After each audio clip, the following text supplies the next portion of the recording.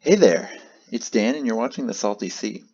I'm here with something a little different this time. I'm going to try my hand at a little bit of battle reporting. Now, since I don't have the sort of lights, camera action, Hollywood setup to do live action battle reports, I'm going to be doing something a little quicker, right? Rather than just do slow slideshow, I'm going to try to move quick through 3 games as part of a campaign. Um, this is Gloomspite Gitz, the silliest faction. So sit back, relax, and we'll see how well this works. Now, first to just get into the rules a little bit, I'm going to do a sort of mini campaign. So I'm going to cut out some of the matches that don't have rewards, and just do 6 stops on it with just one normal battle just to start. Also, you might notice some of the aftermaths might not seem very random. I just think it's a little fluffier and a little more fun if the MVP of each round gets a destiny level after every round, rather than just have every survivor roll for it. So let's get into the list. Snikka Mooneye is my general. He's a Boingrop Bounder boss with a crew of squig-lovin' Gloomspite Gitz. I've gone with a Gloomspite warband that doesn't quite track with some of the broken stuff that Gitz can do. I've only got one netter here and a bounder boss instead of a hopper boss, etc. It's still a pretty reasonably powerful warband built using only the Gloomspite Warcry box and the Zarbag's Gitz Underworlds box. You can see from the setup over to the right that I've weighed the shield and dagger pretty heavily, with the hammer being really small. I've only got one netter, so I put it in with the Bounder boss for the supposed combo of if you can net something so it can't move, but it's not within fighting range of the Bounder boss, your boss can just kind of stab at it, with no resistance. I've also got in the dagger, we're going to go with the Herder and Squig, quote combo, hoping to use the triple from the Herder to get the Squigs into a fight. So what campaign did we choose for Snikka and the boys? Well, they're going to go find out about the Wisdom of Wozgobba. It's out of the Grand Alliance Destruction book, and it's for any Destruction faction. While kicking over a shantytown out in the wastes, Snikka's crew were approached by a muttering Auric shaman shuffling out from the gloom. Introducing himself as Wozgobba, this spellflinger asked for the Gloomspite's help in getting together the necessary items to perform a mighty ritual. Though there was something suspicious about the limping figure, their reverence for the almighty Gorkamorka compelled Snikka and his crew to hear the mystic out. Now Wozgobba is too volatile and infirm to acquire these items himself. At least, this is his excuse for sitting around in his mountainous lair and leaving Snikka and the Gitz to do all his hard labor. Should they help him, however, he promises them greater power than ever before. It's not like they have anything better to be doing. Besides, they were curious to see what this ritual is all about anyway. So the first battle is going to be sudden death and against the Untamed Beasts. These are one of my favorite war bands. They came straight out of the starter set. And this twist, Deluge, is going to be pretty damaging given 3 different shootas out of the Gloomspite Gitz, but the Untamed Beasts aren't going to care at all about fighting in the rain. You'd think otherwise, given those heavy furs might get waterlogged, but they're unaffected. Now, the objectives end up going in the top right and bottom left, and both warbands are pretty heavily reliant on their daggers, which aren't going to show up until round 2, which is going to make this one pretty interesting. So right away, Snikka sends his Snuffler out towards the enemy objective, but the little toe shroom gets a kicking from the first fang. Then a Grot overextends to the center to get in range through the Deluge, and he rolls a 6, putting in a bunch of damage on the Prey Taker. But then the UB leader is able to pop their faction double to get in range and then one-hit KO the poor shooter.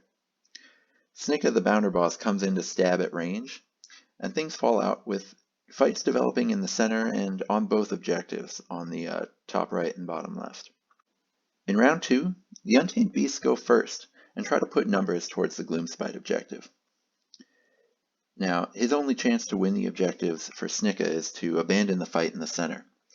So Mooneye says peace out to the center fight and goes on a rampage, popping the quad sneaky stab, and killing the first Fang and the wounded Prey Taker. The Untamed Beast leader then goes in towards the same objective and kills a Snuffler, and the game is starting to be defined by each leader just tearing through the opposing factions. Meanwhile, the Gitz are slowly losing ground on the lower objective. The Shoot It just doesn't fight well in the rain. The tide really turns when the Rocktusk Prowler and Beastmaster are able to join the fight on the top objective, but even Go Dat Way isn't quite able to get a squig onto the bottom left. You can see him here just kind of looking through the doorway longingly at the objective, wishing he could hang out. So going into round 3, the Gitz are going to need that Snuffler to survive, and for Snikka to get another double kill for anything to work. Unfortunately, starting right away, the Sword Prey Taker body blocks the squig through the doorway, and now it's impossible for Gitz to actually win the lower objective. All because the dang Plague Runner actually takes out the Snuffler. The only hope here now is for Snikka to finish off the Untamed Beast leader in one hit, then reach up to kill the Plains Runner. With Onslaught active, the Bounder Boss deals 12 damage, which is an awesome roll, but the Untamed Beast leader survives with just 2 life. The Bounder Boss finishes him off in the second attack to get 2 glory points, but sees the battle is lost, and the Gitz bravely run away. It's a loss. It's tough to overstate how crippling Deluge was for the Gitz, making it completely impossible for their shooters to project damage without the quick Untamed Beasts actually being able to run up and just demolish them in revenge. But as far as the aftermath goes, Snikka did have an incredible battle, felling 3 Untamed Beasts before he had to cut and run. The loss was tough, but his performance caught the eye of the Bad Moon, and he gained a Destiny level. After running away and letting the Untamed Beasts take the field, the Gitz come back the next night. The ruins are picked over, but they do find a packet of Swiftwind dust. Since they likely lost due to the Rocktusk Prowler getting to the objectives a full round before their squigs did, they give the dust to Bitey the Squig. Overall, they end up with 3 glory points. Not enough to do anything exciting. Could pay for a second roll at a lesser artifact, but better to save it to add 50 points to the warband later on. Next, we're getting the second convergence, doing a duel with the no quarters section. Wozgobba's first big request is for the fresh brains of 50 Raptorix. The feathery blighters seem to get everywhere, so finding a supply shouldn't be a problem. Snikka and the Gitz soon track down a flock of the avian creatures, only to find another warband on their trail in the beast-haunted wilds. An easy errand turns into a battle, and now the Gitz have to fight off the foul predators that inhabit the region at the same time they deal with these unexpected rivals. The opponents for this round are again straight out of the box, this time Iron Golems. The win condition is no quarter, and the setup is duel. Not one of my favorite setups, but it's a fluffy one, tempting the players to send their leaders right at one another, and all other deployment coming in late. The mission terrain map actually makes moving from one quarter to another fairly difficult, so I copied that here, even if it's not exactly the same. In round 1, Snikka's Gitz decide to relax and let the fight come to them, while Fluke starts shooting and actually gets a crit on the Armator. The Iron Golems are in the unenviable position of having fewer bodies on a numbers-based mission, and also no ranged attack. They send the Ogre Breacher in, hoping he can survive to use Onslaught next turn, but the combined damage from all 3 melee Gitz takes him down. The Gloomspite quad is really something. The Iron Golem's Dominar gets into position to score the quarter point but still throw a bolus, but he ends up disappointed when it only deals 1 damage to the shooter. After the Chaos Dwarf climbs up and away from the Raptors, both sides move them to block the incoming reinforcements from being able to affect the battle. The round ends 2-2 on quarters and points. In round 2, Swish the Netter starts off hoping to lock the IG leader in place. It would completely cripple the Iron Golems here, but Swish rolls a 2. In retribution, the Dominar walks up and just smushes poor Swish Pincha. The early part of the round involves a lot of fascinating Raptorix movement.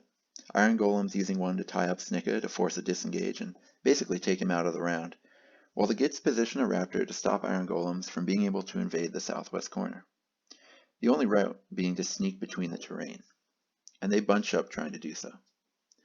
With the Raptor X's getting in the way of everything, this round becomes all about positioning for next. The only fighting is ranged attacks, with the IG Armator taking a bunch of shots from Fluke, Duke, and Puke the Shootas, while the Iron Golem's Drill Master puts 4 damage on poor Tribatoshroom.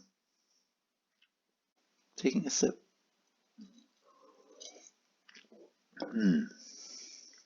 Okay. In round 3, Snikka's Gitz get to go first, and right away, the Armator falls to a storm of arrows, while Raptor's positioned to block the IG in and attack the Gloomspite herder, Pokey. Iron Golem's only hope is for their leader to rampage through the herder and Squig in the northeast corner. He almost manages it. He flattens Pokey McSquig Tickla on the first attack, but falls short of taking out Bitey the Squig. The Dominar fought like a hero, but Chewy the Squig takes out the Iron Legionnaire, who had overcommitted to getting in range of the Shoota, and now Gloomspite are up 2-1 in both the northern quarters, with Raptorixes sealing the gate to the southwest corner, and Gloomspite Gitz win 7-5. A win! No quarter is really punishing on the slow, high defense warbands like Stormcast, Iron Golems, and Nurgle. While Deluge totally removed the Shootas from the game in Game 1, here they got to apply pressure without ever being vulnerable. If it hadn't been for Raptorixes taking Snikka out of the game in round 2, this match would have gotten ugly pretty quick. And that's actually a good reminder that Hidden Predators is the twist to add sort of Raptorixes or Furies, or one of the twists, and it can actually be a nice little balancing tool to help some of the low model count warbands in your games. So the fact that Raptorix movement made round 2 pretty bloodless means that Snikka and his Gitz don't get that much glory here as far as wins go. The total is 7, adding to the 3 they won in the first battle. With 10 glory points, they get to dominate a territory, so Snikka and his Gitz are the undisputed rulers of the Raptorix fields. They get to include 1,050 points of fighters instead of just 1,000. Fluke, the archer, was the sharp-eyed shooter he always boasts he could be, and his bow skills took out the Iron Golem's Armator single-handedly. Not bad for a little goblin. His destiny level goes up 1. Swish Pincha and Pokey McSquig Tickla got flattened by the giant meat tenderizer wielded by the Iron Golem's leader. Pokey was fortunate enough to make a full recovery, but poor Swish was slain. Pour one out for Swish. Tribatoshroom got smacked by the Iron Golem's Drill Master, and then rather than fight back, he ran away. Cowards are tolerated by most Gitz crews, but Snikka knows he's got to instill some discipline, so he put Triba in timeout and made him tend the new Raptorix fields. For his part, Triba doesn't mind his new life as a bird farmer. The crew surveys the scene after the battle and finds a skin of flame ale. Snikka gives it to Toshroom as a reward for not being a cowardly Git like his brother. The battle attrition left Snikka low on Gitz, but fame has its rewards. As the crew sat around munching on cream of mushroom and Raptorix meat casserole, a shadowy figure approached the camp. It was a fungoid cave shaman. He said he'd heard about their badassery and wanted to join up. He'd emerged from a cave not far away, and told them the cave led to a dark place full of tunnels and sweet treasure. They knew they should return the bird brains to Wozgobba, but who can resist treasure, really? Snikka figured that in dealing with a big Ironjawz Weirdnob shaman, it might help to have a magic-y boy of his own, so he asked the shaman his name and told him to join up. Zotbag Sourtongue was his name, and he agreed to lead them down the caves as soon as they'd all had a good nap. The next day, the Gitz all head underground. Digging for treasure in the catacombs, they run into a band of Saurus. This warband had arrived in the Eightpoints long ago to fight chaos in the name of the Great Plan. But they long since went crazy from going underground, and they just attack indiscriminately. The setup here is going to involve diminishing returns with no twist. The warbands come in from the sides. Diminishing returns puts an objective in the center, and then each side places 2 objectives. At the start of round 4, each side removes one objective from the board. In round 1, things start slow, with both warbands using movement abilities to try and position for a fight over the center objective. The Gitz have more models, so they get to wait out the dinos and let the field fully develop before committing their most important piece. As a result, Snikka manages to position within 1 inch of the weapons cache and 1.5 inches away from the Seraphon Scar veteran, putting him in range. The center objective is tied, so the game goes 2-2. In round 2, the Seraphon roll a quad, and with no chance to steal initiative, use a wild dice to upgrade a double to a triple. Meanwhile, the Gitz have to use a wild dice just to get up to 2 doubles. Luckily, they get to go first, and Snikka gets to explode for 29 damage against the Scar vet, thanks to the cache plus Onslaught. But it's 3 damage short of the 32 it takes to kill him. So instead, he just goes down and takes out the squig. Those squigs keep having bad luck and not getting to do much. Luckily, Zotbag shows up after popping multiple movement abilities to get into range, and actually has 1 shot left and manages to do the 3 damage needed to take out the Scar vet. So round 3 of every Catacombs game starts with the reserve phase. Now the game so far is tied at 4-4, so this could really matter. Now the Seraphon find the cavalry base on the Saurus Knight too big to actually fit near opposing objectives, so their only hope to gank an objective by the bridge is to use a Saurus warrior. The Gitz put an archer and a sneaky snuffler into play from reserve near the Seraphon objective, so we have both teams hoping to steal one objective from the other. Since the cavalry base can't fit near the objectives, the dinos hope that it can come in towards the center and tip the balance there. So in the center teamfight, Snikka takes out the Saurus Knight that had tried to join the party at the center, while the Sunblood kills the squig and moves up to threaten our noble-born boss. After Duke the Shooter manages to weaken the marauding Saurus warrior, Zotbag shoots him off the table with his magic ranged attack. The Seraphon claim the center, but the Gloomspite gank at least works to tie the side, so the round still goes 2-2. The game ends up 6-6, but note, I assumed the Shooter was out of range at the bottom left objective, so I didn't measure. Looking back at this picture, he might have been in range, which would have made it 7-6 in favor of the Gitz. So in round 4, everyone basically starts already stuck in, so the fighting comes in fast, especially when both sides get to remove one of the other's uncontested objectives. Puke the Shooter takes 2 damage off the Saurus warrior and moves in to outnumber him on the objective. And while the Dino deals serious damage to Toshru, the sneaky Snuffler finishes him off. Even with the second warrior now joining the fray, the Gitz have a 2-1 lead on that objective. Then in the center, the combined efforts of Zotbag and the Herder take down the Saurus warrior near that objective, while Snikka gets some unlucky rolls and fails to take out the Saurus Knight. The Sunblood pours 16 damage onto Snikka despite his toughness 5 armor, but Snikka survives and they outnumber 3-2 on the center objective. The Gloomspite Gitz actually get to take this one out 3-0, so the game is now 9-6 in their favor. At the start of round 5, Seraphon removed the far archer objective, and with Snikka nearly dead and the Sunblood actually having taken essentially full command of the area, Gloomspite actually decide to remove the center objective, so there's only one left and it's on the edge. The Seraphon can rush the Saurus Knight over to the side objective, then send the warrior in to attack the sneaky Snuffler. His chances of doing 5 damage in one swing, though, are incredibly low, and even if he does, that only scores 1 point, and Gloomspite would still win the match 9-7. Seeing defeat, the Saurus scatter. Game to the Gloomspite Gitz. A win! That one could have easily gone either way. It was only a couple lucky rolls from Pokey the Herder and Puke the Shooter in round 4 that gave the game to the Gitz.